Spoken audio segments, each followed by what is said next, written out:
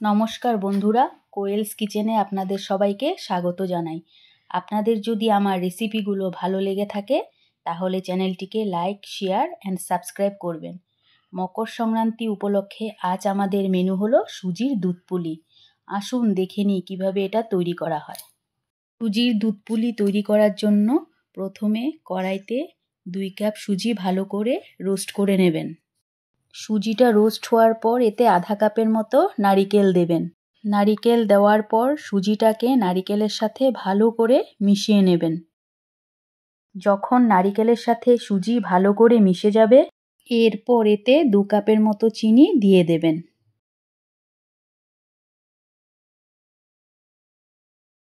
চিনি দেওয়ার পর নারিকেল, সুজি ও চিনিটাকে ভালো করে একসাথে মিশিয়ে নেবেন। যখন নারিকেল, চিনি ও সুজি একসাথে মেশানো হয়ে যাবে, তারপর এতে পরিমাণ মতো জল দিয়ে দেবেন।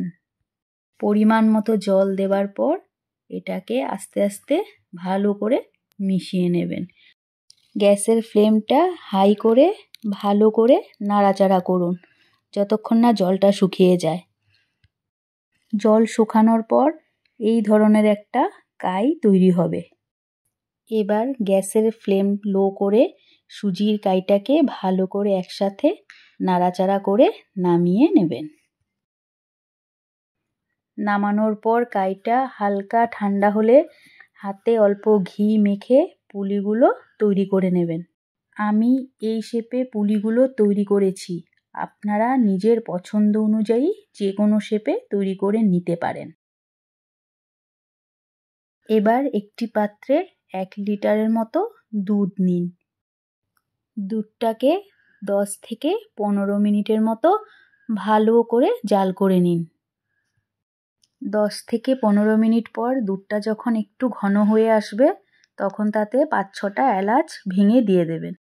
এলাচ দেওয়ার পর দুধটাকে ভালো করে আর একটু জাল করে নেবেন। দুধে জাল ওঠার পর ওতে 2 কাপের মতো চিনি অ্যাড করবেন। চিনি দেওয়ার পর এটাকে ভালো করে মিক্স করে নিন। এবার এতে 2 থেকে 3 কাপের মতো গুঁড়ো দুধ দিয়ে ভালো করে মিশিয়ে নেবেন। মেশানোর পর দুধটাকে ভালো করে 10 থেকে 15 মিনিট পর্যন্ত জাল করে নেবেন। দুধটা জাল হওয়ার পর একটা বড় পাত্রে দুধটা ঢেলে নেবেন। দুধটা বড় পাত্রে ঢালার পর এক এক করে পিঠেগুলো দুধের মধ্যে ছেড়ে দেবেন। দুধের মধ্যে পিঠেগুলো ছাড়ার পর হালকা হাতে ভালো করে নাড়াচাড়া করে নেবেন।